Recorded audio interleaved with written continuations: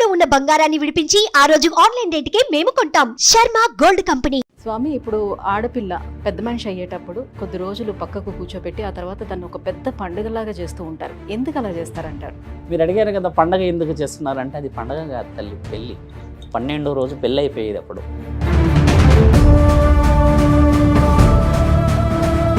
కానీ ఇటీవల కాలంలో మెచ్యూర్ అవ్వక మునుపే శారీ ఫంక్షన్ అని చిన్న వయసులోనే you have to settle in your own life first. అక్కడికి వచ్చింది ఒకప్పుడు. అంటే ఆడపిల్లలు ఒడే నింపకపోతే ఆ తల్లిదండ్రులు కానీ అన్నదమ్ములు కానీ వాళ్ళకి కూడా మంచిది కాదు. 5 నుంచి 7 సంవత్సరాల్లో తీవ్రమైన ప్రళయం. ఊరు ఒక నీరు చుక్క లేకుండా కరువులో మునిగిపోతారు.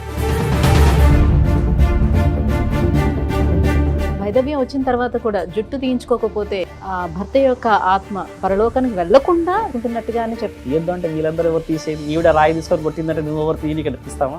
తీయలేము కదా.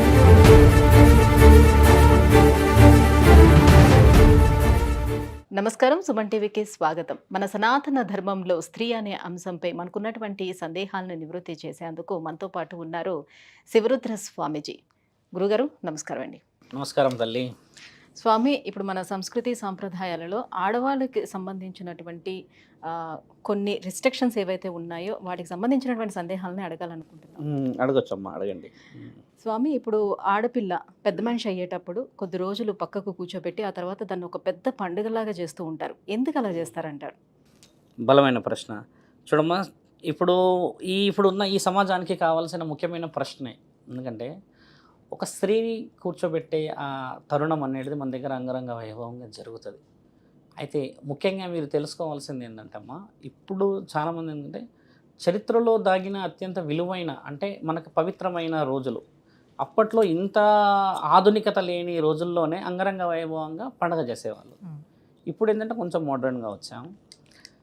సమాజంకి ఒక ముఖ్య ఉద్దేశం చెప్పేది ఏంటంటే, ఒక స్త్రీని మూలకి కూర్చోబెడతారు అని అన్న విషయ వివరణ కంటే ముందు ఒక స్త్రీకి అది పరమాత్ముడు ఇచ్చిన ఆజ్ఞ రోజు. అది నీవు సౌభాగ్యవతివా, నీవు ఒక నిండు జీవితానికి అర్హత పొందిన ఒక రోజుని పరమాత్ముడు రాసిన రాతలో గీత గీస్తాడు. మళ్ళీ ఈవిడ ఒక వంశాభివృద్ధికి, వంశాన్ని మోయడానికి, వంశోద్ధారకులను ఇవ్వడానికి ఉత్తమురాలు అని ఇచ్చే రోజు మీరన్న ఆ 13, 14 లేదా 11, 12 సంవత్సరాలకు జరిగే కార్యక్రమం అమ్మ.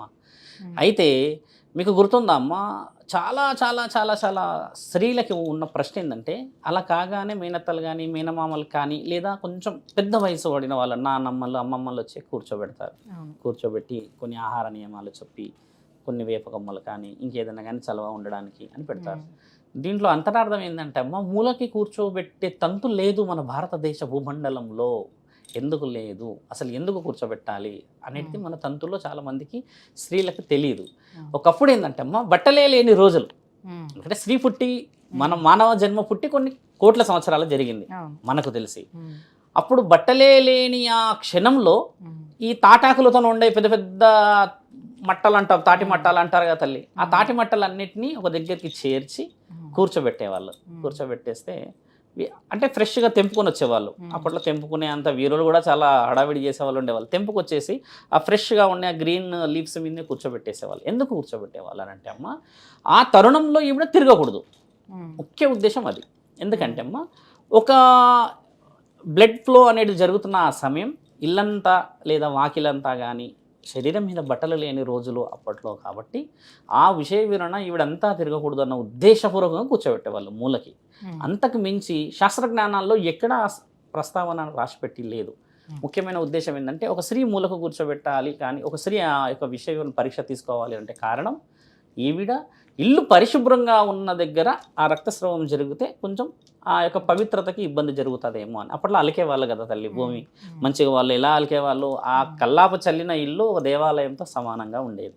అలాంటి ఆచారం కింద వచ్చేసి అది కూడా మంచిదే. ఎందుకంటే ఆ సమయంలో ఆ చక్రం ఏదైతే నడుస్తున్న సమయంలో నడవడం కూడా నడుము నొప్పి ఒకటి, ముఖ్యంగా కడుపులో నొప్పి ఒకటి, ముఖ్యంగా ఇంకోటి ఏమొచ్చేదంటమ్మా, ఈ నడుము నొప్పి కడుపు నొప్పి కంటే ముఖ్యమైనది ఆ 11, 12 రోజులు జ్వరం వచ్చేది. ఖచ్చితంగా జ్వరం వచ్చేది. ఎందుకంటే అప్పుడే బాడీలో ఎన్నో హార్మోనల్ చేంజెస్ రావడం వల్ల జ్వరం వచ్చి ఒక దగ్గర కూర్చోవడం వల్ల ఈ పెద్దమ్మలు నాయనమ్మలు వీళ్ళందరూ పక్కనే కూర్చొని ఎక్కడ నొప్పి అవుతుంది, మెడలు, కడుపు నొప్పి, కొందరికి ఏంటంటే కంటి చూపు కూడా కొంచెం చిన్నగా జరిగే అవకాశాలు ఉంటాయి, ఊపిరి పీల్చుకునే సమస్యలు కూడా వచ్చే అవకాశాలు ఉంటాయి. తర్వాత నడుము నొప్పి, కాళ్ళు నొప్పి, మెడల నొప్పి, నరాల బలహీనత వస్తే నాన్నమ్మలకి చెప్పేవాళ్ళు చెవుల్లో. ఎందుకంటే ఒకప్పుడు ఉమ్మడి కుటుంబాలు తల్లి, 16-17 మంది పిల్లలే ఉండేటోళ్ళు అక్కడ. మళ్ళీ నాయనమ్మలు, తాతయ్యలు, బాబాయ్యలు, మామయ్యలు వీళ్ళంతా చుట్టుపక్కలే కదా. అలాంటి సందర్భం వచ్చినప్పుడు అందరూ తండపోతండాలుగా ఏదో ఒక తినుబండారాలు తెచ్చే తరుణాలు కాబట్టి ఆ నాయనమ్మ పక్కన పడుకునేది. పెద్ద మనుషులు ఇప్పటికీ ఆ తరుణం ఉంది. పక్కన పడుకున్నప్పుడు చెప్పినప్పుడు ఓహో ఇలా ఉంది అని అంటే కొంతమంది ఉంటారనమాట పెద్దవాళ్ళు. దానికి వీరుగుడు ఏదన్నా నడుము నొప్పి కంటే ఏదన్నా ఇవ్వడమా, ఏదన్నా తినే దాంట్లో ఆహార నియమాలు పాటించడమో చేసేవాళ్ళు. ఎప్పుడైతే ఆ 11 రోజులు తీవ్రంగా ఆవిడకి ఏదైతే ఋతుచక్రం జరుగుతుందో తల్లి, ఆవిడ నిండుగా జీవితాన్ని అనుభవించగలదు అన్న అర్హత కూడా ఉంది. నీకు తెలుసా తల్లి, ఈ రోజుల్లో 1-2 రోజులకే ఆ క్రమం ఆగిపోయి బాధపడుతున్న వాళ్ళు ఉన్నారు. అలా ఎందుకు జరుగుతుందంటే ఎన్నో నియమాలు జరిగాయి తల్లి. మొదట ఆహార నియమాల్లో చాలా తేడా వచ్చింది. మనం పెరుగుదల ఇప్పుడు ఎక్కడైతే మనిషి పెరుగుతున్నాడో ఇది కూడా రిస్ట్రిక్టెడ్గా వచ్చింది. ఈవెన్ వాటర్ కూడా ఇప్పుడు మనం కంటామినేటెడే ఉంది. యాంటీ ఆక్సిడెంట్స్ అంటున్నారే కానీ వి డోంట్ నో అందులో ఏమున్నది. ఒకప్పుడైతే భూమిలో నుంచి తీసిన నీళ్ళే కదా. అంటే మలినాలు అత్యంత ముఖ్యమైన అక్కడ ఉండే, ఇప్పుడు వీళ్ళు ఏమి యాడ్ చేస్తున్నారని మనకు తెలిసిన విషయమే. అందుకని ఏంటంటే ఒక ఆరోగ్య స్థితిగతులకి పెద్ద మనుషులు కూర్చోబెట్టిన ఆ తరుణం జరిగేది. మీరు అడిగారు కదా పండగ ఎందుకు చేస్తున్నారంటే అది పండగ కాదు తల్లి, పెళ్ళి. 12వ రోజు పెళ్ళి అయిపోయేది. అప్పుడు ఆ రోజు 12వ రోజు పెళ్ళి అయ్యేది శాసన గ్రంథాల్లో రాసి ఉంది. ఆ రోజుల్లో 12వ సంవత్సరానికి ఆవిడ కూర్చున్నది అయిపోగానే మేనమామలు వచ్చి లేదా ఇంకెవరైనా వచ్చి వాళ్ళని అమ్మాయిని ఆ 12-13 రోజుకు పెళ్లి చేసేసుకునేవాళ్ళు. పెళ్లి జరిగేదే పండగ. ఆ పండగ రాను ఓనీల పండగ అయింది ఈరోజు. యాక్చువల్లీ ఆ రోజు పెళ్ళి అయిపోయేది. 13-14 ఆ రోజులకి అది ఎక్కడైతే ఆ తరుణం ఆగిపోతుందో మంగళస్నానాలు జరిగి భగవంతుడు సాక్షిగా దేవాలయంలో కానీ, అమ్మగారింటి దగ్గర కానీ, అత్తగారింటి దగ్గర కానీ పెళ్ళి అయిపోయేది. ఇదే ఆ రోజుల్లో ఉన్న గొప్ప కార్యక్రమము. చిన్న వయసులో పెళ్ళయ్యేది అని మనకు తెలిసినవి పుస్తకాల్లో చదివాము. ఇప్పుడు కూడా ఎన్నో విషయాల్లో రాశారు. చాలామంది గొడవలకు వచ్చారు. అయితే ఇక్కడ ఇంకొక విషయం తెలుసుకోవాల్సింది ఏంటంటే అమ్మ, చిన్న వయసులో పెళ్లి చేసుకుంటే మరి అబ్బాయికి ఎంత వయసు ఉండాలి? అప్పుడు అమ్మాయి కంటే 12 నెలలకి పరమాత్ముడు ఒక ఆజ్ఞ ఇచ్చాడు, నువ్వు సంపూర్ణంగా ఒక స్త్రీ అవతారాన్ని ఎత్తుతావని. మరి మగవాడు 16 సంవత్సరాలకు ఎత్తుతాడు. అంటే ఈ 5 సంవత్సరాలకు జరిగిన దాంట్లో అమ్మ, ఈ 12కు 16కు మధ్యలో ఏదైతే 4-5 సంవత్సరాల తేడా ఉంటుందో పిల్లలు పుట్టే కార్యక్రమం ఉండకపోయేది. కానీ వాళ్ళు అన్నిటికీ సంబంధించిన విషయ వివరణలో ఇద్దరు తోడు నీడై ఉండేవాళ్ళు.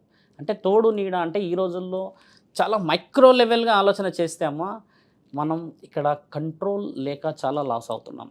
అర్థమైందా అమ్మ? ఈ విషయ వివరణని అప్పట్లో మన పూర్వీకులకు తాత ముత్తాతలకు కనిపెట్టిన ముఖ్యమైన విషయం ఏంటంటే అమ్మ, ఒక స్త్రీ ఆ వయసు దాటిన తర్వాత నియమ నిబంధనల్లో ఏదైనా కోరికలు కానీ ఇంకేదైనా ఆలోచనలు చేస్తే పక్కనే తోడు ఉండి ఎలాంటి తప్పటడుగులు వేయకుండా, ఎలాంటి ఇబ్బందులు జరగకుండా ధర్మరక్షణకై చేసిన పనులు ఇవన్నీ. ఈరోజు మనము అంగరంగ వైభవంగా 13-14 ఆ సమయం జరగగానే ఊరంతా పిలిచి పండగ చేస్తున్నాం. ఇందులో మంచి కానీ ఇటీవల కాలంలో మెచ్యూర్ అవ్వక మునుపే శారీ ఫంక్షన్ అని చిన్న వయసులోనే ఫంక్షన్ చేస్తున్నారు. అది ఒక పెళ్లిలాగా అదైతే నియమ నిబంధనల్లో లేదు తల్లి. ఇప్పుడు మీరు అడిగిన ప్రశ్నకి నేను క్లుప్తంగా ఏమి ఇచ్చానంటే ఈ విధంగా జరుగుతుంది, ఈ విధంగా కూర్చుంటుంది, ఈ విధంగా అంటే నానుడి ఎలా అయిందని అంటే అమ్మ, ఒక సినిమాలో కూడా చూపించారు. ఒక పెద్దది మనం మంచుకు అది ఐస్ అంటాం కదా, దాన్ని పట్టుకొని అలా అలా అలా పోతూ ఇక్కడికి వచ్చేవరకు అది ఏమైందంటే కరిగిపోయింది ఐసే. ఇలా జరిగిపోయిందంటే తరుణంలో విలువ తగ్గుతూ మనకి సొంత నిర్ణయాలు పెరిగాయి కదమ్మా. ఇక్కడ సొంత నిర్ణయాలు పెరగడం వల్ల ఏమైపోయిందని అంటే డబ్బులు ఉన్నాయి చూయించుకుంటున్నాం, అది చాలా మంచిది. ఎందుకంటే నీ బిడ్డకి నువ్వు నీకున్న స్థాయిగా తండ్రి విలువను చూయించుకోవడం గొప్పతనమే. కానీ ఇందులో మన యొక్క సంస్కృతి దెబ్బతింటుంది కదా, మరి అది ఎవరు కనిపెట్టాలి? అది ముఖ్యమైనదా కాదమ్మా? 12వ ఏటలోనే ఆవిడకి ఆ విధంగా జరిగిన కార్యక్రమాలకి పెళ్లి చేస్తున్న ఆ భూమండలం అంటే ఈ మన భారతదేశంలో ఇప్పుడు మనం ఎక్కడికి పోయాము? 21కి వచ్చాము, 18కి వచ్చాము. అంటే కొన్ని శాస్త్రజ్ఞానాలు ఏం చెప్పాయంటే చిన్నపిల్లలు చిన్న వయసులు దాటి అక్కడ నుంచి 16 నుంచి 18, 18 నుంచి 21 ఇలా తరుణాలు వచ్చాయమ్మా. వచ్చింది కూడా మనం చేసుకుంది. ఎందుకంటే వాళ్ళకి ఆ యొక్క స్థితిగతులు, మానసిక స్థితిగతులు చాలా ముఖ్యమైనవి. రాను ఒకప్పుడు ఏంటంటమ్మా శారీరక స్థితిగతులు చాలా అవసరమైనవి. ఇందులో మీరు ఎందుకు అని కూడా అడగాలి. ఎందుకు ఎలా? ఒకప్పుడు మానసిక స్థితిగతులకి ఇప్పుడు మీరు అంటున్నాం శారీరక స్థితిగతులకి తేడా ఏంది కూడా అని అడగవచ్చు. దాంట్లో ఏంటంటే అమ్మ, ఒకప్పుడు నీ యొక్క ఓపికని, నీ యొక్క శరీరాన్ని మోయడానికి కుటుంబంలో 25 మంది దాకా ఉండేవాళ్ళు. ఈరోజు ఆ 25 మంది లేక నీ ఒంటరితనానికి బలం సరిపోక నువ్వు శారీరకంగా మానసికంగా ఒత్తిడికి గురై ఈ 12 నుంచి 16, 16 నుంచి 18, 18 నుంచి 20, 20 నుంచి 30 వరకు కూడా వెళ్ళిపోయింది. అంటే you have to settle in your own life first. అక్కడికి వచ్చింది. ఒకప్పుడు అందరు కలిసి నీటి సెటిల్ చేసేవాళ్ళు. తరుణం మారింది, ప్రపంచం మారింది, కానీ ఆడ స్త్రీ అమాయకత్వం మారలేదు. అందుకని ఇంకా తెలుసుకోవాల్సిన అవసరం ఉంది అని అంటున్నాను. మన తరుణాలే ఇవి, మన భూమండలంలో జరిగినాయి. ఎక్కడో వేరే వేరే విదేశాల్లో వేరే మండలాల్లో జరగలేవు. ఈ చిన్న చిన్న విషయం కాస్త పెళ్లి దాకా ఉన్నదన్న సంగతి ఎవరికి తెలియదు. ఈ రోజుల్లో 12 సంవత్సరాలకి పిల్లలకు పెళ్లి చేయలేం మనం. ఇంకో విషయం తెలుసా తల్లి, 8, 9, 10 మ్యాక్సిమం 11 ఇయర్స్లో మెచ్యూరిటీ అవుతున్నారు. డ్యూ టు ది ఫుడ్ అనుకోవచ్చు, లేకపోతే ఇంకొన్ని వర్షన్స్ ఆఫ్ మేజర్గా ఫుడ్ ఉన్నాయి.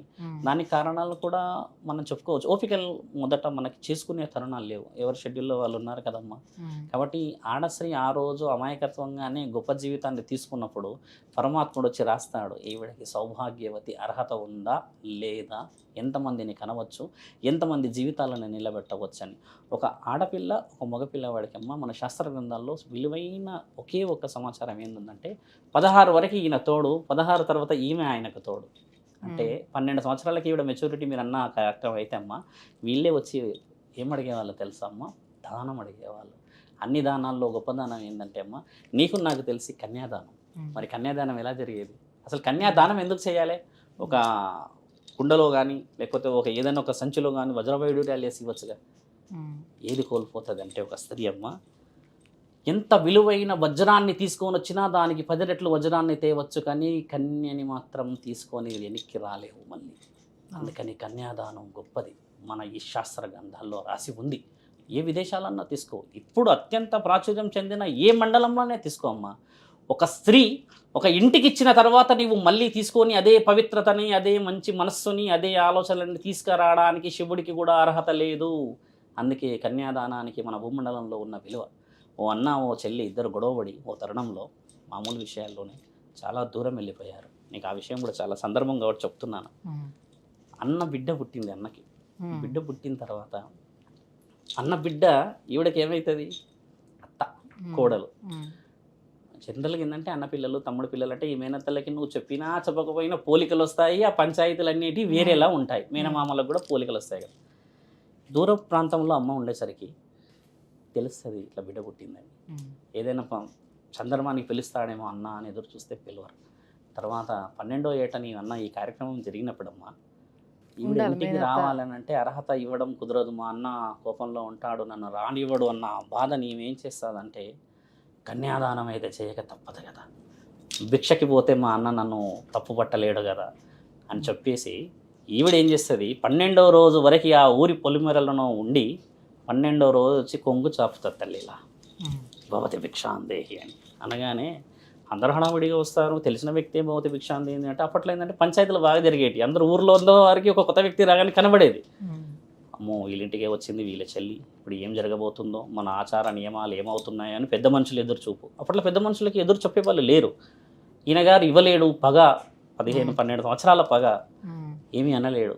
ఏం కావాలి నా దగ్గర వజ్రాలు వైడూర్యాలు ఏవో ఉంటే నీకు అప్పుడే అయిపోయినాయి కదా అప్పగింతలు అన్నీ అని అంటే, సౌభాగ్యం కావాలి, నా వంశాన్ని మోయడానికి ఆడపిల్ల కావాలి అంటే మరి నేను ఇవ్వదలుచుకోలేదంటే కన్యాదానం ఎవరికైనా నువ్వు చేయాల్సిందే కదా. అదే నీ ఇంట్లో నీ రక్తానికి నీ ఇంటి చుట్టుపక్కల ఉన్న వాతావరణానికి ఇస్తే మరి ఏం పోతుంది అని అన్నప్పుడు పెద్ద మనుషులు అంటారు కరెక్ట్గా ఆవిడ చెప్పిన ప్రశ్నకి నిజమైన ఆలోచన చేయాలి కదా అని అడిగింది. అన్నప్పుడు ఈయన ఒప్పుకోడు, లేదు లేదు అని అలుగుతాడు. అలిగితే పెద్ద మనుషులు అంటారు ఆచార నియమాలని నువ్వు పాటించకపోతే నీవు ఊరు నుంచి బహిష్కరించబడతావు, కన్యాదానం ఎవరైనా చేయాల్సిందే, ఎవరికైనా చేయాల్సిందే అంటే మరి ఎలా చేయాలి, నా ఇష్టంగా చేసుకుంటే కదా నా బిడ్డ పెళ్ళి నా ఇంటి దగ్గర చేసుకుంటా అని అన్న ఆ తరుణం అమ్మ పెద్ద మనుషులంతా కూర్చొని నీ బిడ్డని నీ అత్తకి ఈరోజు అంటే వాళ్ళ అత్తకి ఇచ్చేసేయి ఒక దానంలాగా, కన్యాదానంలాగా. ఆ యొక్క విలువ ఆ యొక్క సంప్రదాయాన్ని ఎన్నికైతే తీసుకురాలేము, కానీ ఆవిడ చేస్తున్న పెళ్ళికి నీవు వెళ్ళగలవు అని అంటే ఎలా వెళ్ళగలుగుతావు అంటే ఏ రోజైతే నీవు దానం చేయాలని నిర్ణయం తీసుకున్న రోజు పతానం అంటారు. మీకు తెలుసమ్మా ఈ రోజు కూడా పెళ్ళిళ్ళు అంటారు, ఇష్టం లేదు అంటే పతానం చేసేస్తామయ్యా, తీసుకెళ్ళిపోండి అమ్మాయిని తీసుకెళ్ళిపోండి లేదా అబ్బాయిని తీసుకోండి. చాలామంది పెద్ద మంది ఏదో కట్నాల దగ్గర ఇక్కడ గొడవ అయినప్పుడు అంటారు ఈ మాట, పతానం అంటారు. అంటే అమ్మాయిని అబ్బాయి వారికి ఇచ్చేస్తే వాళ్ళు ఏం చేస్తారు, వాళ్ళ ఇంటి దగ్గర తీసుకెళ్ళేసి అంగరంగ వైభవంగా రాత్రి వేళలో పెళ్లి చేస్తారు. ఇది పతానం. అన్నగారు పతానం చేసి చెల్లికి ఇచ్చేస్తే మేనత్త ఆ కోడలను తీసుకొని వెళ్ళి అన్నని మళ్ళీ సదా గౌరవంగా పిలిచి ఆ పెద్ద మనుషులందరూ తీసుకొచ్చి చేసిన పెళ్ళి ఇప్పటికీ ఆంధ్ర రాష్ట్రాల్లో పాటిస్తున్నారు తల్లి. చెల్లెల్ని అక్క చెల్లెల్ని పెళ్లి చేసుకుంటారు. మనం అంటాం అరే అలాగే చేసుకుంటారు మేనమామ పిల్లలు అంటాం కదమ్మా. ఇది గౌరవంగా ఎందుకు వచ్చింది ఆ తంతు అది కూడా తెలుసుకోవాలి. అసలు ఎందుకు వచ్చింది ఆడపిల్లల్ని ఒక మేనమామ ఒక మేనత పిల్లల్ని చేసుకోవాల్సి ఎందుకు వచ్చిందంటే అమ్మ ఒకప్పుడు ఈ వరుసలు లేవు. బాగా గుర్తుపెట్టుకోండి. ఒకప్పుడు ఒక స్త్రీ ఒక పురుషుడు వరసే. స్త్రీ ఆ విధంగా 12 సంవత్సరాల తర్వాత జరిగిన ఆ కార్యక్రమం తర్వాత పురుషుడు అవసరం అయ్యాడు అక్కడ, అంతే. ఒక భర్త అవసరం కాలేడు అక్కడ. భర్త అనేది ఈ పెళ్లి విషయం వచ్చిన తర్వాత అయింది. అయితే ఈ పురుషుడి విషయంలో తప్పటడుగులు ఎక్కడన్నా కూడా స్త్రీలు వేసేసిన చాలామంది ఇప్పటికి కూడా కొంతమంది వేస్తారు, మగపిల్లలు కూడా అలాగే ఉన్నారు. అలాంటి కాని సమక్షంలోనే బంధాలు ఏర్పడ్డాయి.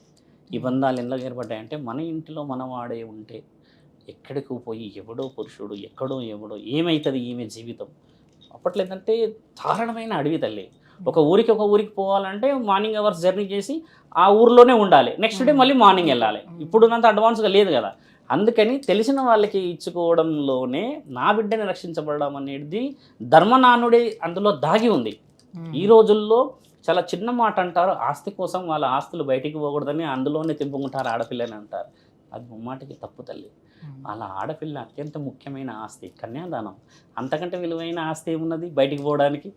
ఆవిడే బయటికి వెళ్ళి దేశ విదేశాలకైనా పంపించేస్తున్నారు. ఆ తరుణం అలా ఉండకూడదు. అంటే మనిషి అర్థం చేసుకునే పద్ధతులు మారినాయి కదా తల్లి. మీరు అంటున్న 12 రోజుల పండుగ 12 సంవత్సరాలకు వచ్చే కార్యక్రమానికి విలువ ఇది. గురుగారు, అమ్మాయి పుష్పవతి అయిన దగ్గర నుంచి పెళ్లి వరకు వచ్చాం. ఇక పెళ్లి తర్వాత కూడా ఇది మా అమ్మాయి కాదు వాళ్ళ అమ్మాయి అని అనుకునే తరుణంలో అమ్మాయిని పూర్తిగా కూడా ఎవరు వదిలిపెట్టుకోరు. పెళ్ళి అయిన తర్వాత కూడా పండగల సమయంలో కానీ ఏదైనా శుభకార్యాల సమయంలో కానీ ఆడబిడ్డని ఇంటికి పిలిపించి వడిబియ్యం కూడా పోస్తూ ఉంటారు కదా. ఈ సంప్రదాయం ఏ రకంగా వచ్చింది, ఎందుకు అలా చేస్తారు? చూడమ్మా, పూర్వం మనం మాట్లాడుకోవాలి. వడి బియ్యం అనే విషయం కొంచెం మనం లోపలికి వెళ్ళి అంటే కొంచెం డీప్గా మైక్రో లెవెల్ డిస్కషన్ చేయాలి. వడి బియ్యం అనేది 10 మందిలో 9 మందికి తెలియదమ్మా. ఈ రోజుల్లో పాటిస్తున్నాం, పోస్తున్నారు. పెళ్ళిలోనే పోస్తారు ఎక్కువ శాతంగా, పండగలు అప్పుడు పోస్తారు. మీరు అన్నట్టుగా ప్రత్యేకంగా పిలిచి పోసే వాళ్ళు చాలా తక్కువ శాతంగానే ఉన్నారు. ఏదైనా సందర్భం వస్తేనే పోస్తున్నారు. అసలు వడి బియ్యం అనేది అమ్మగారి దగ్గర నుంచి పిలిచి అంటే ఇంటికి పిలిచి ఎందుకు పోయాలి? పెళ్ళి జరిగిపోయింది, అత్తగారింటికాడ అమ్మాయి ఉన్నప్పుడు పిలిచిపోయాల్సిన అవసరం ఏముందంటమ్మా. పూర్వకాలంలో దీనికి వివరణ ఏమి రాసింది అనేది కూడా తెలుసుకోవాలి. శ్రీరాముడిది ఎలా ఉందంటే అమ్మా, శ్రీరాముడిది రామఘట్టం అని శ్రీరాముడిది పెళ్లి గురించి రాసింది. అంటే ఆడపిల్ల వాళ్ళు మగపిల్లవాళ్ళతో ఎలా ఉండాలి, మగపిల్లవాళ్ళు ఏ విధంగా వీళ్ళని స్వీకరించాలి, మర్యాదలు కానీ ఇంకేదైనా చేయాలనే దాంట్లో దీని గురించి ప్రస్తావన కూడా ఉంది. వాళ్ళు ఏం చేశారంటే అమ్మా, అన్నాదమ్ములు నీలాంటి ఒక చెల్లిని ఎంతో అల్లారం ముద్దుగా అన్ని విషయాల్లో ఇప్పటికీ మన గొడవలు ఏదైనా తెచ్చుకుంటే ఆయన తిన్న తర్వాత 4 కిలోల నుంచి లాగైనా తినాలి అంటే మన పంతం అది. అంటే అది ప్రేమకి అర్థం. అలా మనం బయటవాడు మనకి ఏది ఇచ్చినా తినలేము, ఇంట్లో రక్తానికి ఉన్న విలువ అది. అయితే అన్నాదమ్ములు ఇద్దరు ఈ చెల్లిని గారాభంగా పెంచుకుంటూ అప్పట్లో ఎవరు చేసినా వ్యవసాయమే తల్లి. కూరగాయలు వ్యవసాయము, తర్వాత ఇంటికి వచ్చేసి ఆ ఉన్న బండల మీద కూర్చొని మాట పెద్దవాళ్ళు ఏదో చెప్తే వినడం తప్పితే ఇంకా వేరే ప్రపంచం లేదు కదా. ఆ సమయంలో మీరన్న ఈ కార్యక్రమానికి పెళ్లి జరిగిన సమయం వచ్చింది. చెల్లెకి పెళ్ళి అయిపోయిన తర్వాత ప్రతి జూన్ నెలలో మన దగ్గర ఒకటి ఏముంటుందంటమ్మా, వరి కోతకు వస్తుంది. జూన్లో వస్తుంది, ఇప్పటికి కూడా కోతకు వస్తుంది. మన బోనాల పండుగకు సంబంధించిన విషయం కూడా అదే.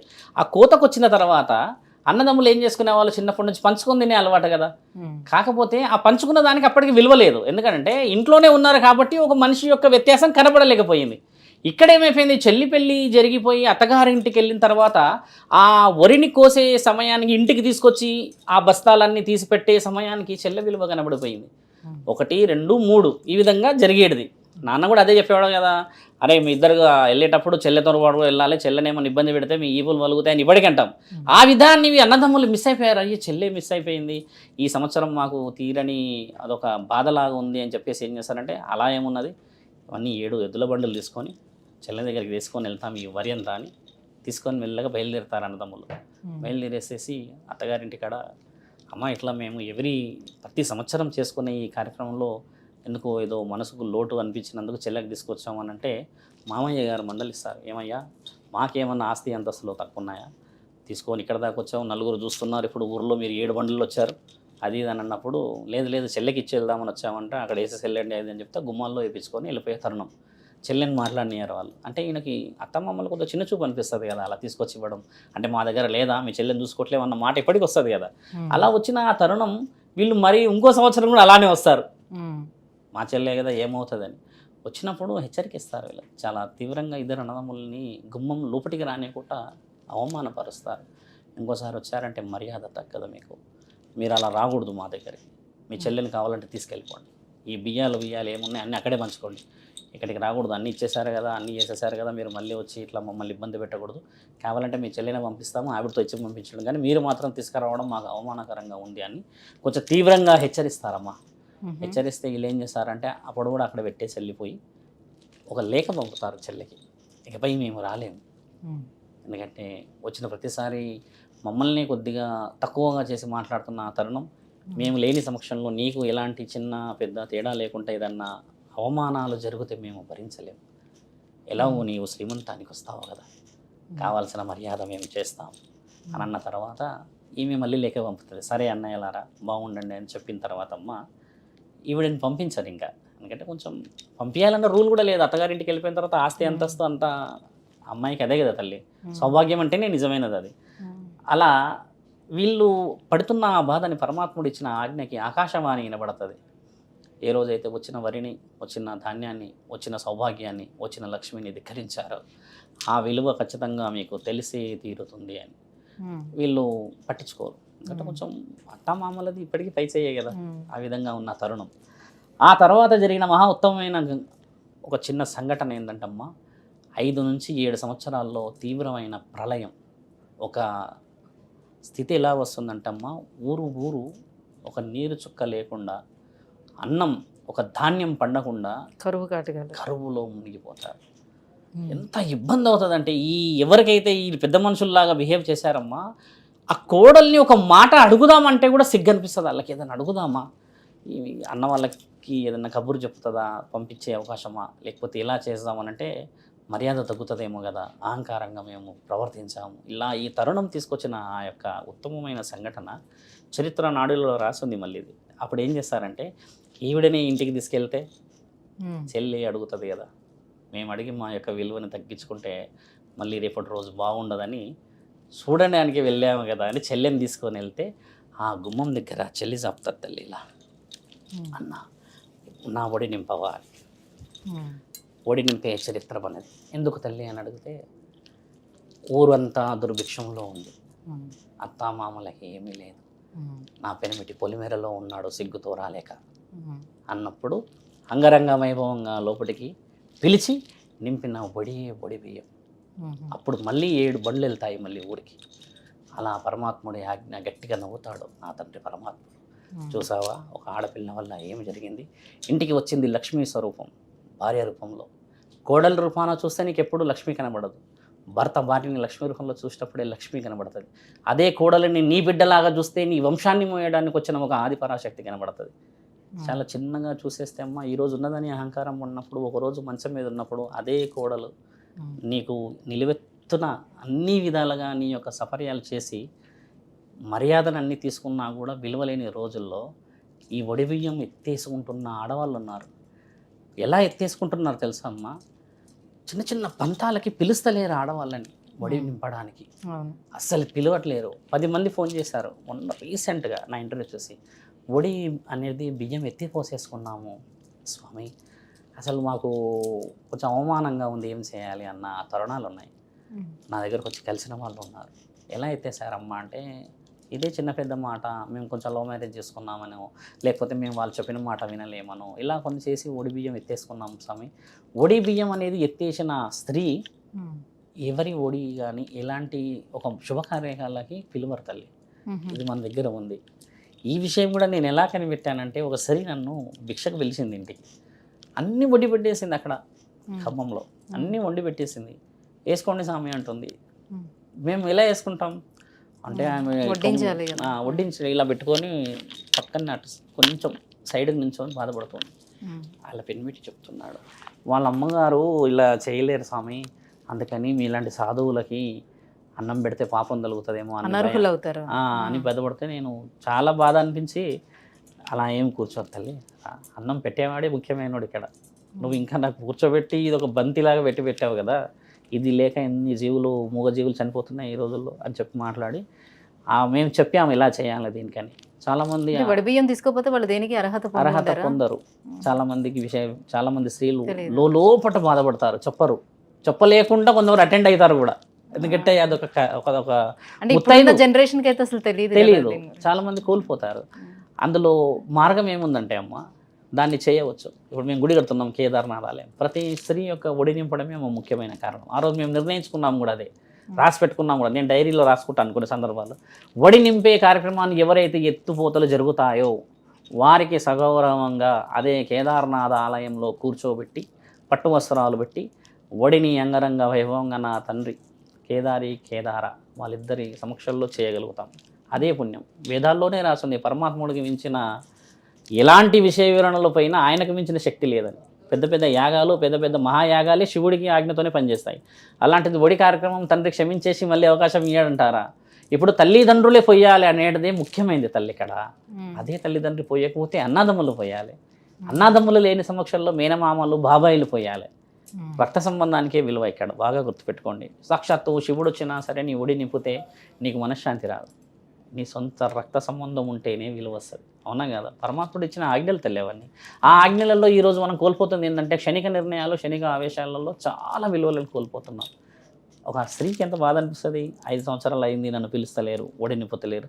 నువ్వు ఒడి నింపే దాంట్లో అమ్మ ఒక 5 కిలోల బియ్యము, తర్వాత కావాల్సిన ధర్మ కార్యక్రమాలకు సంబంధించినవన్నీ నువ్వు నింపి పెట్టిన ఆ ఒడిని ఈవిడే పిలిచి అంగరంగ వైభవంగా వండి మనందరికీ పెడుతుంది కదా. కేవలం ఈ ఒడి నింపడమే ఎందుకు కావాలి అని అంటే, మరి పుట్టిన వాళ్ళు ఇచ్చిన అత్యంత విలువైన ఆస్తే అది. ఆ ఒడి నింపని ఇల్లు, ఒడి నింపని పెళ్ళి, ఒడి నింపని గుడి ఎప్పటికీ అపవిత్రమే. అందుకనే పూర్వమేమో బియ్యాలే కాబట్టి ఒడి నింపారు. ఈ రోజుల్లో బియ్యానికి విలువ తగ్గుతూ అంటే ఆడపిల్లలు ఒడి నింపకపోతే ఆ తల్లిదండ్రులు కానీ అన్నదమ్ములు కానీ వాళ్ళకి కూడా మంచిది కాదు. ఎందుకంటే ఒక ఆడపిల్ల నీ ఇంట్లో నీతోనే అమాయకంగా పెరిగిన ఒక ఆడపిల్ల బయట పోయి ఎక్కడో ఉండి మా అన్న, మా అమ్మ, మా మామయ్యలు, మా బాబాయ్యలు పిలుస్తారేమో అని ఎదురు చూస్తున్న ఆ చూపు ఎంతటి బాధ కొంచెం ఆలోచించండి. లవ్ మ్యారేజ్ చేసుకున్నది మంచిగా ఉందా లేదా? ఒక 20% మంది లవ్ మ్యారేజ్ చేసుకున్న వాళ్ళు మంచిగా ఉన్నారమ్మా. 10% మంది మీరు అనుకుంటున్నట్టుగానే అరేంజ్డ్ మ్యారేజ్లో ఈ సమాజం కోసం బాగుంటున్నారు. బాగా కొంచెం డీప్గా వెళ్ళాలి మనం. సమాజం కోసమే ఉంటున్నారు. అబ్బో వాళ్ళేమనుకుంటారో వీళ్ళేమనుకుంటారో కోట్లు పెట్టి పెళ్ళి చేసుకున్నామనే వాళ్ళు. 70% మందిలో 20% మంది అమ్మ లవ్ అనేది నిజంగా ఉందని మోసపోయి చనిపోతున్నారు. ఇంకా మిగిలిన 40% మంది తల్లి పెళ్ళిళ్ళు వద్దని తిరుగుతున్నారు. ఇది నిజంగా జరుగుతున్నది కదా సమాజంలో. కాబట్టి ఏంటంటే ఒక ఆడబిడ్డ ఒడి నింపడం అనేది సాంప్రదాయంలో ముఖ్యమైన గజస్తంభం. అది నింపకపోతే ఆ నిజంగా ఒక సౌభాగ్యవతి ఒక ఆడపిల్ల నీ దగ్గర నుంచి ఆస్తున్నది కదా, ఒకటే కదా ఆశించేది. ఆ నానుడి కాస్త రాను రాను రాను రాను నింపుతూ మన దగ్గర ఉన్న విలువలు చూపించడానికి అని చెప్పేసి కట్న కానుకలు వచ్చాయి. వాళ్ళు అడుగుతున్నారు మగపిల్లవాళ్ళు అని మనం ఇస్తలేం ఇక్కడ కట్నం. మన ఇష్టంగా ఇచ్చేది ఏదైతే వడి నింపే కార్యక్రమం నుంచి ఆ రోజుల్లో ప్రాచుర్యం వరి, బియ్యము, ధాన్యాలు ఇష్టంగా ఇచ్చే కట్న కానుకలు కాస్త ఇప్పుడు తప్పనిసరి అయిపోయాయి. చాలా మంచి ప్రశ్న. ఇప్పుడు ఆడపిల్లలు కాబట్టి ఇది తెలుసుకోవాలి. అంటే తల్లిదండ్రులు ఇష్టంగా ఇస్తే బియ్యమైనా సరే ఆ రోజు నీకు వజ్రవైడూర్యాలు అయినాయి. ఈరోజు వజ్రవైడూర్యాలు ఇస్తే బియ్యానికి ఆడపిల్ల వచ్చి వడి చేస్తున్నది. బాగా గుర్తుపెట్టుకోండి. ఆ రోజుల్లో బియ్యమే వజ్రవైడూర్యాలు, ఈరోజు వజ్రవైడూర్యాలు ఇచ్చి కావాల్సిన బియ్యాన్ని పోయట్లేరు. అంటే వడి అనేది ఎక్కడ నింపుతున్నాము తల్లి? అది శరీరానికి సంబంధించిందా అమ్మ? శాస్త్రజ్ఞానాల్లో మీలాంటి ఒక స్త్రీ ఎంత త్యాగం చేస్తే ఈరోజు వడి బియ్యం గురించి నీవు నేను మాట్లాడుకుంటున్నాం. వడి నింపకపోతే అమ్మ ఎంతటి బాధ అవుతుంది. మీరు పిలిచి ఒకరోజు ఇందులో ఒడి నింపడానికి ముఖ్యమైన కారణం చెల్లిని స్వీకరిస్తారు, బావని స్వీకరించారు. ఇదొక గొడవ ఇక్కడ. కొంతమంది ఏమో చెల్లిని స్వీకరించారు, బావని స్వీకరించారు, అదొక గొడవ. మళ్ళీ బావని స్వీకరిస్తే బావ వీళ్ళని స్వీకరించాడు, ఇదొకటి గొడవ. ఇన్ని గొడవల్లో అమాయకంగా నగిలిపోతుంది కేవలం సౌభాగ్యవతి మాత్రమే. ఆడపిల్లని తెలుసుకోవాలంటే సముద్రం లోతులోకి వెళ్ళినా కూడా తెలియదు అంటారు కదా, అదే పక్కనే ఉందమ్మా మాతృమూర్తి, పక్కనే ఉంది భార్య, పక్కనే ఉంది నీకు ఆయుర్వేద ధన్వంతరి. ఇంత శక్తిని పక్కన పెట్టేసుకొని ఇంకా ఏ శక్తిని వెతుకుతారు మానవులు? ఇది తెలుసుకున్న రోజే కదా నిజమైన సౌభాగ్యం, నిజమైన వడి బియ్యం. అది పంతులు కూడా చెప్పట్లేరు ఈ రోజుల్లో. వడి బియ్యం అనే కార్యక్రమాన్ని ఒక పురోహితుడు చెప్పడం మొదలు పెడితే 7 అడుగులు ఎందుకు పెట్టాలి, అగ్నిసాక్షిగా ఎందుకు నడవాలి, అరుంధతి నక్షత్రాన్ని ఎందుకు చూయించాలి, ఈ చిటికన వేలు బట్టి ఎందుకు అగ్ని చుట్టూ తిరగాలని పంతులు చెప్పడం మొదలు పెడితే సమాజం 10 సంవత్సరాలకైనా మారదంటావా అమ్మ? చెప్పడం లేదు, ఓపిక లేదు. పురోహితుడినే ఈ రోజుల్లో కొడుతున్నారు దాంతో. మొన్న పాపం బాధ అనిపించారు. ఆయన ఎవరో పురోహితుడు ఆంధ్రాలో జరిగిన దానికి ఏదో దీంతో కొట్టారంటమ్మా, అది న్యూస్ కూడా వచ్చింది. ఇంతటి స్థితికి మనం వచ్చేసాం తల్లి. నీ ఆనందానికి అవతల వ్యక్తిని ఏమైనా చేయగలుగుతావా? అలా చేయకూడదు కదమ్మా. నీ ఆనందం అనేది ఈ మెదడు, ఈ మనసుకు సంబంధించింది ఉంటే కూర్చున్న దగ్గర ఒక చిన్న గింజ, ఒక బియ్యం గింజ ఇచ్చినా దాంతో నువ్వు స్వర్గంలో ఆడుకున్నట్టు ఆడుకోవచ్చు. నీ మనసు నీ దగ్గర లేనప్పుడే కదా ఆనందం అనేది వేరే వాళ్ళ దగ్గర ఎత్తుకుతున్నావు. అవునా కదా తల్లి? కాబట్టి వడి బియ్యానికి చాలా చరిత్రలో క్షుణ్ణమైన ఆధారాలు, ఒక ఆడపిల్లకు సంబంధించిన వజ్రవైడూర్యాల లాంటి ఒక సమాచారం దాగి ఉంది. వడి బియ్యం అనేది ఆంధ్ర రాష్ట్రంలో, మన తెలుగు రాష్ట్రంలో లేదు. ఇదే వడి బియ్యం గురించి నార్త్లో కూడా గొడవపడతారమ్మా, మమ్మల్ని పిలవలేరు మీ ఇంటికని. ఒక్కొక్క దగ్గర ఏం చేస్తారంటమ్మా, 5-6 రకాల వంటలు చేయడము, 11 రకాల పిండి వంటలు చేయడము చేసి నింపుతారు. అంటే వడి బియ్యం చేసే కార్యక్రమంలో మార్పులు వచ్చాయి, కానీ వడి నింపే కార్యక్రమం ఎక్కడ మార్పు రాలేదు కదా. అదే స్త్రీ, అదే పెళ్లి కొడుకు, అదే బిడ్డ పెళ్లి కూతురులా ఉండి ఇద్దరు వడి పెడతారు కదా, వడి నింపుతారు కదా. అందులో వస్తువులు మారాయే కానీ సంప్రదాయం మారలేదమ్మా. నువ్వు నార్త్ చూసుకో. అంతెందుకమ్మా, ఈ యొక్క మన ఇప్పుడు ఈ సాయబులు ఉన్నారుగా, ముస్లిమ్స్ దాంట్లో కూడా నింపుతారు కదా. వాళ్ళు దాంట్లో కొన్ని కాజు, బాద ఇవేసి నింపుతారు వాళ్ళు. అంటే సంప్రదాయంలో మార్పు, కానీ మనం మోస్తున్న ఈ వడిలో మార్పు రాలేదమ్మా ఇక్కడ. కాబట్టి మానవులు తెలుసుకోవాల్సింది ఏంటంటమ్మా, ఎంత పైకి ఎక్కినా కూడా, మనం ఎంత ఎగిసిపోయినా కూడా కేవలం దిగాల్సింది భూమండలం మీదకి, తెలుసుకోవాల్సింది సంప్రదాయమే. కాబట్టి వడి బియ్యం ఇంకా ఇంత డీప్ డిస్కషన్ ఈరోజు మీరు తేవడం చాలా మంచిది, తెలుసుకోవడం కూడా చాలా మంచిది. అసలు పెళ్లి జరుగుతున్నది రాత్రి అనే విషయం వదిలేసి ఈరోజు పొద్దున్న జరుగుతుంది. ఇంకోటి కన్యాదానంలో బలమైన దానం ఏంది, మీరు చెప్పిన విషయం కాబట్టి చెప్తున్నా. అమ్మగారింటికాడ, అత్తగారింటికాడ, లేదంటే గుడి దగ్గర ఇస్తేనే కన్యాదానం అయినట్టు, మిగతా దగ్గర ఇస్తే దానం కానట్టు తల్లి. బాగా గుర్తుపెట్టుకోండి, ఈ విషయం చాలా మందికి తెలవాలి. అందుకే ఒకప్పుడు ఆలయాల్లో పెళ్ళి అయ్యేది, లేదా అమ్మగారింటికాడ, ఫంక్షన్ హాల్ కాడ నుంచి కన్యాదానం చేయరు చాలామంది. కొంతమంది వ్యక్తులు అక్కడి నుంచి పంపించేసే వాళ్ళు కూడా ఉంటారు. అలాంటిది పుణ్యానికి నోచుకోలేదు తల్లి. ఇంటికి పిలిచి అల్లుడు వాళ్ళందరికీ బట్టలు పెట్టి వడి నింపి అన్ని చేసి కొంచెం వాళ్ళు ఫీల్ అవుతారు, ఎమోషన్స్ ఇవన్నీ క్యారీ చేసి పంపించిన ఆ తరుణమే నిజమైన కన్యాదానానికి అర్థం, దానికి పరమార్థం. కొంతమంది అయితే ఇప్పుడు మోడర్న్గా వచ్చినది జరిగిపోతున్నది, కానీ అలాంటిది అయితే పెళ్లి కిందికి మనం క్యాలిక్యులేట్ కూడా చేయకూడదమ్మా. ఉన్నాయి శాస్త్రజ్ఞానాల్లో పెళ్ళిళ్ళు 3 రకాలే ఉన్నాయి. ఒకటేమో గుడి దగ్గర, అత్తగారింటి దగ్గర, అమ్మగారింటి దగ్గర. ఇలా పాటించుకున్న ఆ తరుణం వడి బియ్యానికి ఎంత సింక్ అయి ఉందమ్మా. ఇలా మాట్లాడుకోవడం అనేది నాకు తెలిసి చాలా రోజులైంది చెప్పుకోవడం కూడా. గురుగారు, సౌభాగ్యం గురించి మాట్లాడుకున్నాం. ఇక వైధవ్యం విషయానికి వస్తే, ఆడపిల్ల వైధవ్యం వచ్చినప్పుడు చేతికి గాజులు కానీ, బొట్టు కానీ, ఇంతకు ముందు అయితే జుట్టు కూడా ఉంచకుండా గుండు గీసేవారు. ఇప్పుడైతే జుట్టు వదిలిపెడుతున్నారు, కానీ గాజులు ఏదైతే సౌభాగ్యానికి సంబంధించిన ఉన్నాయో అవన్నీ వేసుకోకూడదని చెప్తూ ఉంటారు. సో అంటే ఇప్పుడు మీరు అన్నట్టు కదా, ఒక పెళ్ళి అనేది ఆడపిల్ల యొక్క జీవిత లక్ష్యం. ఎందుకంటే ఆవిడ పుట్టిన ఇంటిలో నుంచి ఒక వంశాన్ని మోయలేదు. అంటే మెట్టినీళ్ళు అంటాం మనం, అత్తగారింటికి వెళ్ళిన దగ్గర నుంచే వంశాన్ని మోయగలదు. అయితే మీకు ఒక విషయం ఏం చెప్పాము మేము, 12 సంవత్సరాలకు జరిగిన ఆ పెళ్ళిళ్ళలో ఎవరు దేవుడు? కనబడిన ఆ వరుడే. అంటే ఆ 16 సంవత్సరాల ఒక యువకుడిని తీసుకొచ్చి మనం చేసుకుంటాం పెళ్ళి. పూర్వం చేసేవాళ్ళు చిన్న చిన్న పెళ్ళిళ్ళు అని, తాళి కూడా పుట్టగానే కొందరు కట్టుకునే వాళ్ళు కూడా ఉండేటోళ్ళు, ఈవిడే మాకే అని చెప్పేసి. అప్పట్లో ఈ సంప్రదాయపరంగానే వచ్చింది. ఈ యొక్క మీరు అంటున్న ఈ ఒక సౌభాగ్యాన్ని ఎందుకు తీసేస్తుంది ఆడదని. అన్నీ ఇష్టమైన వాడు, ప్రతి విషయంలో ఏంటంటే ఒక దైవానికి సంబంధించిన వాడు ఈ పతి అనేవాడు. అంటే ఏది చేసినా శరీరం నుంచి మొదలుపెట్టి ఆత్మరక్షణ వరకు చేసేవాడు భర్త. మంచి చెడు, తర్వాత నిన్ను ఏదైనా తిట్టాలన్నా, ఎవరన్నా ఏదన్నా, ఒక భర్త తిడితే ఎంతైనా భరిస్తాం. అదే కన్న తల్లి తిట్టినా భరించలేం. మీరు బాగా గమనించండి. సేమ్ అదే భార్య ఎంత అన్నా కూడా మనకేం కాదు. పక్కనున్న వాళ్ళు మనం కొంచెం ఇలా చూసినా కోపాలు వస్తాయి. అంటే వాళ్ళిద్దరి మధ్యలో ఉన్నది ఏంటంటే దైవ సంబంధం. అది ఆత్మల కలయికే పెళ్ళి. మన ఈ భూమండలంలో రాసి ఉంది కదా, ఇంగ్లీష్లో కూడా ఉంది కదా, marriages are made in heaven with the soul of humans అని రాసి ఉంది. ఇలా కొన్ని ఉన్న దానికి ఏంటంటే నిజమైన అర్థాలే. అలా జరిగిన ఆ తరుణంలో ఈ స్త్రీ అన్నీ అనుభవిస్తుంది ఆయనతో. ఒక స్త్రీకి అత్యంత ముఖ్యమైనది ఏం తెలుసా అమ్మ? మీరు స్త్రీ కదా, ఈ క్వశ్చన్కి మీరు ఆన్సర్ మీరే ఇవ్వాలి. ఒక స్త్రీకి ఈ భూమండలంలో అత్యంత ముఖ్యమైనది ఏమిటి? మన దగ్గర మన శాస్త్రజ్ఞానాలు ఇవన్నీ అవసరం లేదు. బీయింగ్ ఎ లేడీ, ఈ యొక్క ఒక స్త్రీ సౌభాగ్యం కాకుండా ఒక స్త్రీకి ముఖ్యమైనది ఏమిటి? ఒక ఇంటికి వెళ్ళామే అనుకుందాం, లేదా ఒక సమాజం దగ్గర ఒక పెళ్ళికి వెళ్ళాము అనుకుందాం, లేకపోతే ఇంకెక్కడికైనా వెళ్ళాము అనుకోండి. ఒక స్త్రీ శరీరం ఎత్తిన వాళ్ళకి అత్యంత విలువైన ఆస్తి ఏదమ్మా? చెప్పవచ్చు, మీకు ఐడియా ఉంది. అది మీరు ఆన్సర్ కూడా ఇచ్చారు నాకు మళ్ళీ.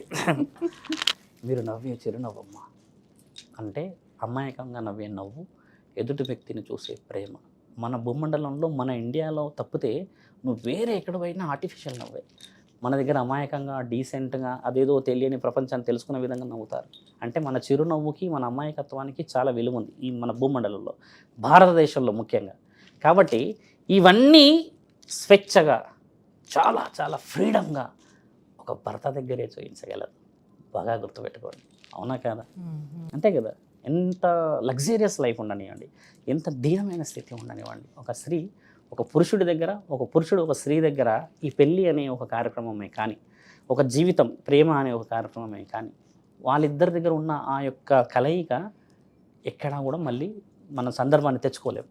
అందుకని ఈ యొక్క వివరణలో ఆయనే సొంతం అన్నమాట. ఆయన లేని సమక్షంలో నేను శూన్యం. అర్థం చేయి, నా మాట కొంచెం డీప్గా వెళ్ళండి. ఆయనే నాకు సర్వం, ఆయన లేని సమక్షంలో నేను శూన్యం. అందుకని ఈ ఆడపిల్లల్ని ముండ మోపిలాగా చేయడము, ఈ ఎంటికలు తీసేసి బొట్లు తీసేసి చీరలు మార్చేయడం, ఒక వివాహం అయిన దాన్ని వివాహం కాకుండా చేసే పరిస్థితి రాసి లేదమ్మా. బాగా గుర్తుపెట్టుకోండి. ఎక్కడైనా ఎవరైనా డిబేట్కి వస్తే శివరుద్ర వస్తాడు, మాట్లాడతాడు. ఇది రాసి లేదు శాస్త్ర గ్రంథాల్లో. ఒక స్త్రీని భర్త చనిపోగానే ఈ విధంగా చేయాలని రాసి లేదు. ఈ ఇష్టంగా ఈ స్త్రీ శరీరంలో నుంచి అన్నీ ఇచ్చేస్తుంది. ఆయనే లేని నా జీవితం ఎందుకు? అన్నీ పంచుకున్నాడు నాతోని. సుఖాన్ని పంచుకున్నాడు, కష్టాన్ని పంచుకున్నాడు, నష్టాన్ని పంచుకున్నాడు, ఇష్టాన్ని పంచుకున్నాడు. ఇన్నిటికైనా మించి భవిష్యత్తుని నా కడుపున పెట్టిపోయాడు. కాబట్టి ఆయనే లేని జీవితం నాకెందుకని అన్నీ తీసేస్తుంది. ఇష్టంగా తీసేస్తుంది. తీయొద్దని ఏ లేడీ ఇంతవరకు గొడవ పడలేదు. తీయొద్దు అంటే వీళ్ళందరూ ఎవరు తీసేది? ఈవిడ రాయి తీసుకొని కొట్టిందంటే నువ్వు ఎవరు తీయని ఇక్కడ తీస్తావా? తీయలేము కదా తల్లి. అంటే ఇష్టపూర్వకంగా చేసింది, అది ఆచారం కింద ఒక సాంప్రదాయం కింద అది కంటిన్యూ అయింది. మించి ఈ రోజుల్లో అమ్మ తీయకూడదు అని ఏమి లేదు, ఎక్కడ లేదు. శాస్త్ర గ్రంథాల్లో పరమాత్ముడు ఏమి రాశాడు? ఒక స్త్రీ పుట్టగానే పైనుంచి రాస్తాడు రాతలు. పుట్టగానే నీకు చెవులు మేనమామలు కొట్టిస్తారా? మరి భర్త కొట్టించవచ్చు. అంటే అలా వైధవ్యం వచ్చిన తర్వాత కూడా జుట్టు తీయించుకోకపోతే, జుట్టు అలానే ఉంచుకుంటే ఒక స్త్రీ భర్త యొక్క ఆత్మ పరలోకానికి వెళ్లకుండా తన జుట్టుతోటి కట్టి పెట్టుకుని తన దగ్గర ఉంచుకుంటున్నట్టుగానే చెప్తూ ఉంటారు. ఎంతవరకు భర్త దయ్యం అవుతాడా ఇది ఈవిడని జుట్టులో చుట్టుకోవడానికి? శాస్త్ర గ్రంథాల్లో లేని విషయం అని చెప్పాను. శాస్త్ర గ్రంథాల్లో ఒకటే ఉంది, ఓ మానవుడు శరీరాన్ని వదిలేడు అంటే పరమాత్ముడి ఆజ్ఞతోనే వదులుతాడు. నీ జీవితం రాసుంది, ముందుకు బతకాలి అని రాసుంటే తల్లి ఖచ్చితంగా నిన్ను 90-95 ఏళ్ళు ఉన్న వాళ్ళు ఇంకా బతుకున్నారు. భార్య భర్తలు చూసారు ఎప్పట్లో? మేము ఈ మధ్య చూసాం. నా దగ్గరికి వచ్చారు ఇలా చేతు పట్టుకొని ఇద్దరు నడుచుకుంటూ, ఆరోగ్యం బాగుంటలేదు స్వామి, ఎట్లెట్లనో అవుతుంది, నాకు కొంచెం బాగాలేదన్నది ఆవిడ. వంగి నడుస్తుంది, భర్త కొంచెం నిలబడే ఉన్నాడు. కూర్చున్నారు నా ముందు, నెత్తి మీద చేతి పెట్టి ఏం పేరమ్మా అని అడిగితే కొంచెం నవ్వి, చెవులు చాలా షార్ప్గా వినబడుతున్నాయి. నన్ను చూస్తుంది స్పష్టంగా. ఏం కావాలమ్మా అంటే మనశ్శాంతి లేదన్నది. ఇప్పుడు ఎలా వచ్చారు ఇద్దరు అని అడిగాను. వాళ్ళిద్దరు ఎలా వచ్చారంటే నన్ను కలవడానికి, ఈవిడ వంగింది, ఈ చేతి ఆయనకి ఇస్తే ఆయన పట్టుకొని వస్తూ ఉన్నాడు. నీవు ఇలా వస్తున్నావు కదా తల్లి, ఆ చేతు పట్టుకోవడానికే ఈడ కోట్లు ఖర్చు పెడుతున్నారు. నీవు నీ పెనిమిటిని పట్టుకొని వస్తున్న ఆ క్షణమే నిజమైన సౌభాగ్యం అని అంటే వాళ్ళ పెనిమిటి ఎట్లా నవ్వుతుంటాడు తెలుసా? అమ్మాయి నవ్వడానికి కూడా ఓపిక అయితే లేదు. ఆ విషయం అర్థమైంది ఆయనకి, ఈయన కరెక్ట్గా చెప్పిండని. సౌభాగ్యం అనే విషయం వివరణ అనేది ఇష్టంగా స్త్రీ వస్తుందమ్మా. నువ్వు అన్నది ఏంటంటే ఎక్కడి నుంచో ఎవరో వచ్చి ఏదో అంటున్నారు, దయ్యమయ్యి భూతమయ్యి తిరుగుతున్నది అనేది కాదు. పరమాత్ముడు ఆజ్ఞ లేనిది వాళ్ళు బతికిలేరు. ఈ పరమాత్ముడి ఆజ్ఞతోనే ఈ మధ్య నా నుంచి ఇంకొక అమ్మాయి కూడా వచ్చింది సన్ సిటీ నుంచి. పెళ్ళైన 3వ నెలకు భర్త చనిపోయాడు యాక్సిడెంట్లో. ఆ భర్త ఆఖరి చూపు కూడా చూసుకోలేదు, ఆమె కోమాలో ఉండే. పరమాత్ముడు ఎలా మరి ద్రోహం చేశాడు వాళ్ళకి? ఎక్కడ ఈ 95 ఏళ్ళు ఉన్న భార్యాభర్తలు నా దగ్గరికి వస్తుంటే ఇదే 25 ఏళ్ళు నిండని ఈ ఇద్దరు కోల్పోయి కోమాలో ఉన్నారు. అమ్మాయి కొంచెం మెంటల్గా డిస్టర్బ్ అయింది. నేను చేసుకోను అని ఇప్పుడు గొడవ పడుతుంది పెళ్ళిళ్ళకి. అంటే పరమాత్ముడి ఆజ్ఞలు ఏందైతే ఇవన్నీ జరగవు కదా. క్షణిక నిర్ణయాలలో చాలా జరుగుతున్నాయి మీరు అన్నట్టుగానే. దయ్యాలయ్యి తిరిగిన వాడు వచ్చేసి నీ ఇష్టమైన ఒక వ్యక్తి మీద శరీరం మీదకి వచ్చి పట్టుకునే స్థితిగతులు లేవు తల్లి. అంత ఇష్టమైన భార్యను చూసుకోవడానికి నిలబడతాడేమో, అంతేగాని ఆవిడ శరీరం మీదకి వచ్చో ఆవిడ జుట్టులో ఉండో లేకపోతే కొంగులో ఉండడు అంత అర్హత పరమాత్ముడు ఇయ్యడు. అలా అర్హత ఇస్తే నా తండ్రి మహానీయుడు మహాముఖంటి 3 కన్నులు వేసుకొని శ్మశానంలో ఎందుకు కూర్చుంటాడు తల్లి? మరి మాట శాస్త్ర గ్రంథాల్లో దానికి విలువ ఉంది కదమ్మా. అలా ఉండడు. నీ ప్రేమ నిజమైంది కాబట్టి మన ఊహ, మన శరీరం, మన ఆత్మ అంతా ఆయన మీదే తిరుగుతూ ఉంటుంది. కొంతమంది అంటారు కనబడుతున్నాడు అంటారు, అది నిజంగా కనబడుతుండవచ్చేమో. మనమైతే నీ కనబడ్డా ఎలా కనబడ్డా అడగలేము. ఈవిడ ప్రేమ ఆయన్ని పోనీయలేకపోతుంది. ఇలా అనుకోవద్దు ఆయన పిచ్చోడే ఈమె పడుతున్నాడు అని, చాలా తప్పది. చాలామంది నా దగ్గరికి వస్తారు కదా, మా తమ్ముడు చనిపోయాడు, రోజు తాగి వచ్చేవాడు, కొడుతున్నాడు, చనిపోయినాక కూడా కొడుతున్నాడు అంట డోరు. ఇది ఈవిడ ప్రేమ ఆయన ప్రేమ మధ్యలో. ఆయన అన్నం పెట్టేదంట, ఆయన అలా కొట్టి కొడితే 2 గంటలకో 3 గంటలకో లేచి అన్నం పెట్టేది. అంటే ఈ ప్రేమ లేకపోతేనే అన్నం పెట్టేదా అమ్మ? అంతే కదా. అట్లా వచ్చిన ఆ తరుణం అనేది ప్రేమ లాగుతుంది. అంతకు మించి నిజంగా దయ్యాలై భూతాలై కొంగుకి వెంట్రుకలకు రాడు. కొంతమంది మీరు అన్నట్టుగా ధర్మం ఏ విధంగా ప్రచారం అవుతూ వస్తుందన్న మన దగ్గర, ఆ ధర్మంలోనే మైక్రో లెవెల్లో అధర్మము కూడా ప్రచారం అవుతూ వచ్చింది. 10 మందిలో 9 మంది ఎస్ ఇది కరెక్ట్ అని అంటే 10వాడు కూడా ఓకే అంటాడు. ఈడేమైందంటే 9 మంది రాంగ్ అయ్యి ఒకడు ఎస్ అయిపోయేసరికి ఈ ఎస్ను కూడా నో చేసేసినాం మనం. ఇప్పుడు ఒకప్పుడేమో 9 మంది ఎస్ ఒకడు నో, ఇప్పుడు రివర్స్ అయింది కదా తల్లి. విషయ వివరణలో నువ్వు అడిగిన బలమైన ప్రశ్న ఏంటంటే, ఒక స్త్రీ ఇష్టంగానే తీసేస్తుంది. భర్త చనిపోయిన ఒక స్త్రీ ఒక ఊరిలో ఉందనుకోమ్మ, ఆ ఊరు వదిలిపెట్టి వేరే ఊరికి వచ్చేసేసి అన్నీ వేసుకుంటే గుర్తుపడతావా? ఈవిడ సౌభాగ్యవతి కాదు, ఈవిడ ఈ విధంగా గుర్తుపడతావా? గుర్తుపట్టలేంగా. అది ఒక స్త్రీ ఇష్టంగా చేసుకుంటున్న పనికి ఎప్పుడు మనము మన సమాజం వాళ్ళకి ఎప్పటికీ కూడా రుణపడే ఉండాలి. ఇష్టంగా చేసుకొస్తున్నారు. ఇప్పుడు మోడర్న్గా జరిగిన ఈ ప్రపంచాలు కానమ్మా, ఇందాక నేను అడిగిన ప్రశ్న అదే. మన ఇండియా నుంచి ఆ చిరునవ్వుని అమాయకత్వాన్ని తీసుకుపోవడానికి ఎవరికి అర్హత లేదు. అందుకనే మన ఇండియా మీదే దాడులు జరుగుతున్నాయి. బాగా గుర్తుపెట్టుకోండి. గుడిల మీద కానీ, గోపురాల మీద, వజ్రాలు వైడూర్యాల మీద. ఎందుకంటే మన స్త్రీ చాలా చాలా చాలా చాలా అమాయకురాలు. ఇంత అడ్వాన్స్గా ఉంది కదా గురువు గారు అని అడగడానికి లేదు. ఒకసారి చూపించండి ఒక స్త్రీ ఏడు అడ్వాన్స్గా ఉందో చూస్తా. డ్రెస్సులో అడ్వాన్స్గా ఉండొచ్చు, ఈ అలంకరణలో అడ్వాన్స్గా ఉండొచ్చు, తినిపించే ఆ ముద్దలో, ఎదురు చూసే ఆ చూపులో ఎక్కడ అడ్వాన్స్ కాలేము. అదే రక్తం, అప్పటి నుంచి వచ్చిన రక్తమే కదా మనది. తాత ముత్తాతలది ఇంకా పొంగుతూనే ఉంది కదా. Blood is thicker then water. అందుకనే రక్తానికి ఉన్న విలువ అదమ్మా. సుమన్ టీవీలో మీ పర్సనల్ అండ్ బిజినెస్ ప్రమోషన్స్ కోసం కింది నెంబర్కి కాంటాక్ట్ చేయండి.